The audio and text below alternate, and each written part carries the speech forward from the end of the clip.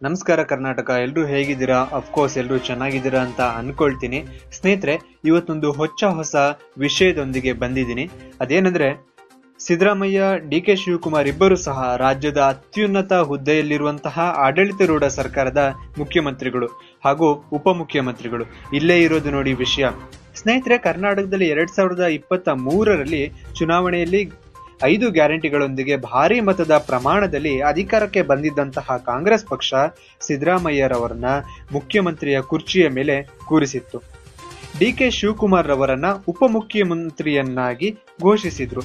ಆದರೆ ಈ ನಿರ್ಣಯ ಪಕ್ಷದ ಹೊರಗಿನ ಪ್ರಪಂಚಕ್ಕೆ ಪ್ರಜ್ಞಾಪೂರ್ವಕವಾದಂತಹ ತೀರ್ಮಾನವಾಗಿದ್ದರೂ ಸಹ ಪಕ್ಷದ ಒಳಗೆ ಆಂತರಿಕ ಗಲಭೆಗೆ ಈ ತೀರ್ಮಾನವು ಕಾರಣವಾಗಿತ್ತು. ಇನ್ನು ಚುನಾವಣೆಯನ್ನ ಗೆದ್ದ ಕೂಡಲೇ ಡಿ.ಕೆ. ಶಿವಕುಮಾರ್ ಮತ್ತು ಬಣದವರು ಡಿ.ಕೆ.ಶಿಯನ್ನ ಮುಖ್ಯಮಂತ್ರಿ ಮಾಡಬೇಕು ಎಂದು ಇದ್ದರು ಹಾಗೂ ಹೈಕಮಾಂಡ್ಗೂ ತಮ್ಮ ನಿರ್ಣಯವನ್ನ ತಿಳಿಸಿದ್ರು. ಆದರೆ ಕಾಂಗ್ರೆಸ್ ಹೈಕಮಾಂಡ್ 2023ರಲ್ಲಿ ಸಾಮರಸ್ಯದ ನಾಯಕತ್ವದ ಹೆಸರಿನಲ್ಲಿ ಇಬ್ಬರಿಗೂ ಅತೃಪ್ತಿಕರವಾದಂತಹ ಅಧಿಕಾರವನ್ನ ನೀಡಿತು.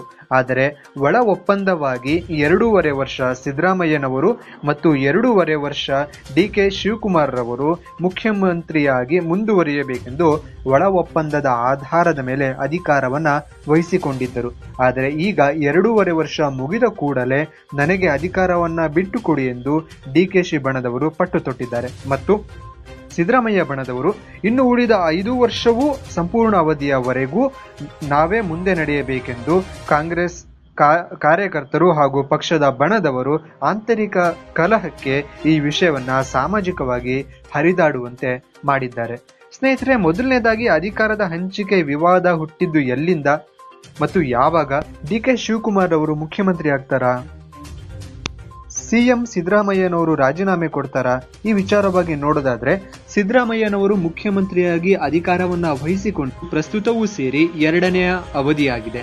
ಅಪಾರವಾದಂತಹ ಅನುಭವ ಮತ್ತು ಪಕ್ಷದ ಹಿರಿಯರಾಗಿರುವುದರಿಂದ ಮುಖ್ಯಮಂತ್ರಿಯನ್ನಾಗಿ ಮುಂದುವರಿಯುವಂತಹ ಆಸೆಯನ್ನ ಅವರು ಹೊಂದಿದ್ದಾರೆ. ಆದರೆ ಡಿ.ಕೆ. ಶಿವಕುಮಾರ್ ಅವರು ಕೆಪಿಸಿಸಿ ಅಧ್ಯಕ್ಷರಾದ ನಂತರದಲ್ಲಿ ಕರ್ನಾಟಕದಲ್ಲಿ ಕಾಂಗ್ರೆಸ್ ಗೆಲುವಿಗೆ ನಾನೇ ಕಾರಣ ಎಂಬಂತಹ ಮಹದಾಸೆಯಿಂದ ಈಗ ಸಿಎಂ ಸ್ಥಾನ ತನಗಾಗಬೇಕು ಎಂಬಂತಹ ಮಹದಾಸೆಯನ್ನ ಅವರು ಹೊಂದಿದ್ದಾರೆ. ಇನ್ನು ಮುಖ್ಯವಾಗಿ ಅಧಿಕಾರದ ಹಂಚಿಕೆಯ ಸಲುವಾಗಿ ಈ ಅಧಿಕಾರ ಹಂಚಿಕೆ ಎಂಬುದು ಸರಿಯಾಗಿ ನಡೆದಿಲ್ಲ ಎಂದು ಕಾಂಗ್ರೆಸ್ ಶಾಸಕರು ಹಾಗೂ ಸಚಿವರು ತಮ್ಮ ಹೇಳಿಕೆಯನ್ನ ವ್ಯಕ್ತಪಡಿಸಿದ್ದಾರೆ. ಹಣಕಾಸು ಇಲಾಖೆ ಡಿ.ಕೆ.ಶಿರವರ ಬಳಿ ಇದ್ದರೂ ಸಹ ಮುಖ್ಯಮಂತ್ರಿಯವರ ಕೈವಾಡ ಇದರಲ್ಲಿ ಇದೆ ಹಾಗೂ ಮುಖ್ಯವಾಗಿ ಡಿ.ಕೆ. ಶಿವಕುಮಾರ್ ಬಣಕ್ಕೆ ಈ ಒಂದು ಕೈವಾಡ ಇರೋದ್ರಿಂದ ಕೋಪ ಮತ್ತು ಅಸಮಾಧಾನ ಬಂದಿರುವುದಕ್ಕೆ ಮುಖ್ಯ ಕಾರಣವಾಗಿದೆ. ಹೀಗಾಗಿ ಕಾಂಗ್ರೆಸ್ ಕೋಟೆಯೊಳಗೆ ಕೆಲವು ಸುತ್ತಿನ ನಾಯಕರ ಭೇಟಿ ಹಾಗೂ ಗುಪ್ತ ಸಮಾಲೋಚನೆಯೂ ಸಹ ನಡೆದಿದೆ ಎಂದು ವರದಿಗಳು ಪ್ರಸ್ತುತಪಡಿಸಿವೆ. ಇನ್ನು ಮುಖ್ಯವಾಗಿ ಸ್ನೇಹಿತರೆ, ಹಾಗಾದ್ರೆ ಈ ವಿಚಾರದಲ್ಲಿ ಇತ್ತೀಚಿನ ರಾಜಕೀಯ ಬೆಳವಣಿಗೆ ಏನು? ಪಕ್ಷದಲ್ಲಿ ಆಂತರಿಕ ಗಲಭೆಗಳಾಗ್ಲಿಕ್ಕೆ ಕಾರಣ ಏನು ಅನ್ನೋದನ್ನ ನೋಡೋದಾದ್ರೆ, 2025ರ ಆರಂಭದಲ್ಲೇ ಡಿ.ಕೆ. ಶಿವಕುಮಾರ್ ಅವರು ದೆಹಲಿಯ ಹೈಕಮಾಂಡ್ಗೆ ಫ್ಲೈಟ್ ಹತ್ತಿಕೊಂಡು ರನ್ನಿಂಗ್ ಇನ್ ದ ಮೋಟಾರ್ ಎಂದು ಅವರು ಹೈಕಮಾಂಡ್ ನಾಯಕರೊಂದಿಗೆ ಖಾಸಗಿಯಾಗಿ ಭೇಟಿ ನೀಡಿ ಮಾತನಾಡಿದ್ದಾರೆ. ಈ ವಿಷಯವನ್ನ ತಿಳಿದ ಸಿದ್ದರಾಮಯ್ಯ ಬೆಂಬಲಿತ ಬಣದ ನಾಯಕರು ಮೀಡಿಯಾಗಳಲ್ಲಿ ನೇರವಾಗಿ ಸಿದ್ದರಾಮಯ್ಯನವರು ಮುಂದುವರಿಯಬೇಕೆಂದು ಅಭಿಪ್ರಾಯವನ್ನ ವ್ಯಕ್ತಪಡಿಸಿದ್ದಾರೆ ಹಾಗೂ ಒತ್ತಡವನ್ನ ಹೇರಿದ್ದಾರೆ. ಈ ಕಾಂಗ್ರೆಸ್ ಬಣದ ಆಂತರಿಕ ಕಲಹ ಎಲ್ಲಿಯವರೆಗೂ ತಲುಪಿದೆ ಅನ್ನೋದಾದ್ರೆ, ಸ್ವತಃ ವಿಧಾನಸೌಧದ ಭವನದೊಳಗೆ ನಡೆಯುತ್ತಿರುವಂತಹ ಆಂತರಿಕ ಸಭೆಗಳಲ್ಲಿ ಸಾರ್ವಜನಿಕವಾಗಿ ಈ ವಿಷಯದ ಬಗ್ಗೆ ಎರಡೂ ಬಣಗಳು ಪರಸ್ಪರ ಕಿತ್ತಾಡಿಕೊಂಡಿವೆ. ಇನ್ನು ಮುಂದುವರಿದು ಮೆಜೆಸ್ಟಿಕ್ ಬಳಿಯಲ್ಲಿ ನಡೆದಂತಹ ಒಂದು ಹೋಟೆಲ್ನಲ್ಲಿ ಡಿ.ಕೆ. ಬಣದ ಶಾಸಕರು ಒಂದಾಗಿ ತೀರ್ಮಾನವನ್ನ ದೃಢವಾಗಿ ತೆಗೆದುಕೊಂಡಿದ್ದಾರೆ. ಆ ತೀರ್ಮಾನ ಏನಾಗಿತ್ತು ಎನ್ನುವುದಾದ್ರೆ, ಮಾಧ್ಯಮಗಳು ಸಿದ್ದರಾಮಯ್ಯ ಸರ್ಕಾರದ ವಿರುದ್ಧ ವರ್ಗೀಯ ರಾಜಕಾರಣ, ಪದಾಧಿಕಾರದ ಹಂಚಿಕೆಯ ವೈಷಮ್ಯ ಮುಂತಾದ ಅಂಶಗಳನ್ನ ಬಳಸಿವೆ. ಹಾಗಾದ್ರೆ ಡಿ.ಕೆ. ಶಿವಕುಮಾರ್ ಬಣದವರು ಮಾಡಿರುವಂತಹ ಮಾಸ್ಟರ್ ಪ್ಲಾನ್ ಏನು? ಈ ಮಾಸ್ಟರ್ ಪ್ಲಾನ್ ನಿಂದ ಸಿಎಂ ಸಿದ್ದರಾಮಯ್ಯನವರಿಗೆ ಆಗುವಂತಹ ಅನಾಹುತಗಳು ಏನು ಅನ್ನೋದನ್ನ ನೋಡೋದಾದ್ರೆ, ಹೈಕಮಾಂಡ್ ಮೇಲೆ ಒತ್ತಡವನ್ನ ಹೇರುವುದು ಮೊದಲ ಪ್ಲಾನ್ ಇವರದಾಗಿದೆ. ಇನ್ನು ಎರಡನೆಯದಾಗಿ ಪಕ್ಷದ ಒಳಗೆ ತನ್ನ ಬಣದ ಶಾಸಕರೊಂದಿಗೆ ವಿಶ್ವಾಸವನ್ನ ತೋರಿಸುವುದು ಸಹ ಎರಡನೇ ಅಂಶವಾಗಿದೆ. ಇನ್ನು ಮೂರನೆಯದಾಗಿ ಹಿರಿಯ ನಾಯಕರಿಗೆ ಸಾಮರಸ್ಯ ಹದಗೆಡುತ್ತಿದೆ ಎಂದು ಸಂದೇಶವನ್ನ ನೀಡುವುದು ಮುಖ್ಯವಾಗಿದೆ. ಇದರ ಜೊತೆಯಲ್ಲಿ ಡಿಕೆಶಿ ರವರನ್ನ ಅಧಿಕಾರಕ್ಕೆ ತರುವುದು. ಹೀಗೆ ಮಾಡುವುದರ ಮೂಲಕವಾಗಿ ಡಿಕೆಶಿ ಬಣದವರು ತಮ್ಮ ಮಾಸ್ಟರ್ ಪ್ಲಾನ್ ಅನ್ನ ಪ್ರಸ್ತುತಪಡಿಸಿದ್ದಾರೆ. ಈ ವಿಷಯವನ್ನ ಒಪ್ಪದಿದ್ದಲ್ಲಿ ಬಿಜೆಪಿಗೆ ಸೇರ್ಪಡೆಯಾಗುತ್ತೇವೆ ಎಂದು ಭಯ ಹುಟ್ಟಿಸುವುದು ಸಹ ಡಿಕೆ ಶಿವಕುಮಾರ್ ಬಣದವರು ಮಾಡಿರುವಂತಹ ಮಾಸ್ಟರ್ ಪ್ಲಾನ್ ಆಗಿದೆ. ಹಾಗಾದ್ರೆ ಈ ಎಲ್ಲಾ ಮಾಸ್ಟರ್ ಪ್ಲಾನ್ಗಳನ್ನ ತಡೆಯೋದಕ್ಕೋಸ್ಕರ ಸಿದ್ದರಾಮಯ್ಯ ಬಣದವರು ಇನ್ನು ಸುಮ್ಮನೆ ಕೂತಿಲ್ಲ, ಅವರು ಸಹ ಪ್ರಯತ್ನಗಳನ್ನ ಮಾಡ್ತಿದ್ದಾರೆ.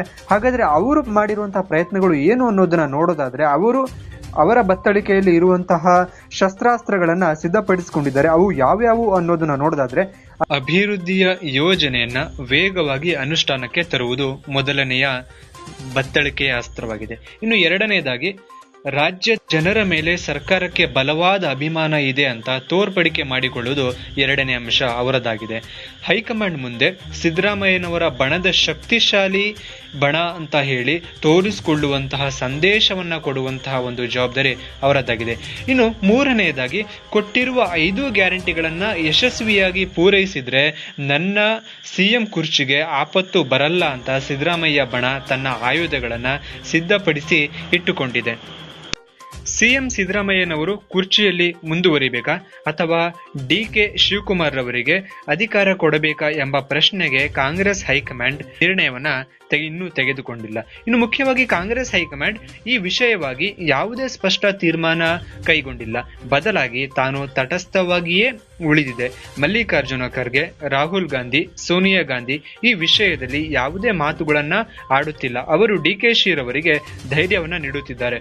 ಆದರೆ ಸಿಎಂ ಬದಲಾವಣೆ ಅವರ ಉದ್ದೇಶವಾಗಿಲ್ಲ ಮತ್ತು ಸಿದ್ದರಾಮಯ್ಯನವರ ಆಡಳಿತದ ರೀತಿ ಮತ್ತು ಮಾಧ್ಯಮಗಳಲ್ಲಿ ಜನರ ಸಮರ್ಥನೆ ಇನ್ನೂ ಸಿಎಂ ಸಿದ್ದರಾಮಯ್ಯನವರನ್ನೇ ಮುಂದುವರೆಯಲಿ ಎಂಬಂತಹ ಈ ಬಲಿಷ್ಠ ಕೂಗು ಇವರದ್ದಾಗಿದೆ. ಇನ್ನು ಕಾಂಗ್ರೆಸ್ ಹೈಕಮಾಂಡ್ಗೆ ಕ್ಷಣದ ನಾಯಕತ್ವವನ್ನ ಬದಲಾವಣೆಯನ್ನ ಮಾಡುವಂತಹ ಉದ್ದೇಶ ಅವರಿಗಿಲ್ಲ. ಆದರೆ ಡಿಕೆಶಿ ಬಣದ ಹಿಡಿತದ ಪಟ್ಟು ಅವರು ಬಿಡುತ್ತಿಲ್ಲ. ಹೀಗಾಗಿ ಸಿಎಂ ಸಿದ್ದರಾಮಯ್ಯನವರು ರಾಜೀನಾಮೆ ನೀಡ್ತಾರಾ ಅಥವಾ ಡಿಕೆಶಿ ರವರು ಮುಖ್ಯಮಂತ್ರಿ ಆಗ್ತಾರಾ ಅನ್ನೋದನ್ನ ಕಾದು ನೋಡಬೇಕಾಗಿದೆ. ಹೀಗಾಗಿ ಭವಿಷ್ಯದ ರಾಜಕೀಯದಲ್ಲಿ ಪರಿಣಾಮ ಏನಾಗಬಹುದು ಎಂಬುದನ್ನು ನೋಡೋದಾದ್ರೆ, ಈ ಎರಡೂ ಬಣಗಳ ಅಧಿಕಾರದ ಲಾಲಾಸೆಯಿಂದಾಗಿ ಮುಂದೆ ಬರುವ 2026ನೇ ಸಾಲಿನ ಲೋಕಸಭಾ ಚುನಾವಣೆಗೆ ಈ ವಿಷಯದಲ್ಲಿ ಪರಿಣಾಮ ಬೀರುವಂತಹ ಸಾಧ್ಯತೆಗಳಿವೆ. ರಾಜ್ಯ ಕಾಂಗ್ರೆಸ್ ಪಕ್ಷದಲ್ಲಿ ಭಿನ್ನಾಭಿಪ್ರಾಯ ಇರುವುದರಿಂದ ಈ ಕಾರಣದಿಂದಾಗಿ ಕಾರ್ಯಕರ್ತರಿಗೆ ಗೊಂದಲ ಉಂಟಾಗಬಹುದು. ಇದರಿಂದಾಗಿ ಡಿಕೆ ಬಣ, ಸಿದ್ದರಾಮಯ್ಯ ಬಣ ಈ ಎರಡಕ್ಕೂ ಸೇರದೆ ತಟಸ್ಥವಾಗಿ ಕಾರ್ಯಕರ್ತರು ಉಳಿದುಕೊಳ್ಳುವಂತಹ ಸಾಧ್ಯತೆಗಳಿವೆ. ಇನ್ನು ಬೇರೆ ಪಕ್ಷಕ್ಕೆ ಹಾರುವಂತಹ ಸಾಧ್ಯತೆಗಳು ಸಹ ಇದೆ. ಇದೇ ವಿಷಯವನ್ನ ಬೇರೆ ರಾಜಕೀಯ ಪಕ್ಷಗಳು ರಾಜಕೀಯದ ಲಾಭಕ್ಕಾಗಿ ಅವಕಾಶವನ್ನ ಉಪಯೋಗಿಸಿಕೊಳ್ಳಬಹುದು. ರಾಜಕೀಯದ ವಕ್ತಾರರು ಹೇಳುವ ಪ್ರಕಾರ ಡಿಕೆ ಬಣವು ಬೇರೆ ಪಕ್ಷಕ್ಕೆ ಸೇರುವ ಸಂಭಾವನೆಯೂ ಇದೆ ಎಂದು ಪ್ರಸ್ತಾಪಿಸಿದ್ದಾರೆ. ಇನ್ನು ಕೊನೆಯದಾಗಿ ಸ್ನೇಹಿತರೆ, ಡಿಕೆ ಬಣ, ಸಿದ್ದರಾಮಯ್ಯ ಬಣಗಳಿಂದಾಗಿ ಅಧಿಕಾರದ ತಿಕ್ಕಾಟದಿಂದಾಗಿ ಭವಿಷ್ಯದ ರಾಜಕೀಯದಲ್ಲಿ ಜನರ ಮನಸ್ಸಿನಲ್ಲಿ ಸರ್ಕಾರದ ನಂಬಿಕೆ ಕಳೆದುಕೊಳ್ಳುತ್ತಾ ಬಿಜೆಪಿಯವರ ಜೊತೆ ಸೇರಿ ಮೈತ್ರಿಯಿಂದಾಗಿ ಮುಂದಿನ ಚುನಾವಣೆ ಎದುರಿಸ್ತಾರಾ ಅಥವಾ ಡಿಕೆಶಿ ಪ್ರತ್ಯೇಕ ಪಕ್ಷವನ್ನ ಕಟ್ತಾರಾ ಅಥವಾ ಡಿಕೆಶಿ ರವರು ಮುಖ್ಯಮಂತ್ರಿಯಾಗಿ ಮುಂದುವರಿತಾರಾ ಅಥವಾ ಸಿದ್ದರಾಮಯ್ಯನವರೇ ಮುಖ್ಯಮಂತ್ರಿಯಾಗಿ ಇನ್ನೂ ಉಳಿದ 2.5 ವರ್ಷ ಅಧಿಕಾರವನ್ನ ಮುಂದುವರಿಸಿಕೊಂಡು ಹೋಗ್ತಾರಾ? ಈ ಎಲ್ಲಾ ಪ್ರಶ್ನೆಗಳಿಗೆ ನಿಮಗೇನು ಅನಿಸುತ್ತೆ ಅನ್ನೋದನ್ನ ಕಮೆಂಟ್ ಮಾಡಿ, ಲೈಕ್ ಮಾಡಿ, ಸಬ್ಸ್ಕ್ರೈಬ್ ಮಾಡಿ, ಈ ಮುಕ್ತ ಮಾಧ್ಯಮಕ್ಕೆ ಸಪೋರ್ಟ್ ಮಾಡಿ. ಸ್ನೇಹಿತರೆ, ಸುದ್ದಿಯನ್ನ ಹೇಳುವ ರೀತಿಯಲ್ಲೇ ಹೇಳಿದ್ದೇವೆ, ಎಲ್ಲೂ ಎಳೆದಿಲ್ಲ, ಕೊಯ್ದಿಲ್ಲ. ಹೀಗಾಗಿ ಈ ಸುದ್ದಿ ಇಷ್ಟವಾದರೆ ದಯವಿಟ್ಟು ಸಪೋರ್ಟ್ ಮಾಡಿ, ಮುಕ್ತ ಮಾಧ್ಯಮಕ್ಕೆ ಸಹಾಯ ಮಾಡಿ. ಧನ್ಯವಾದಗಳು.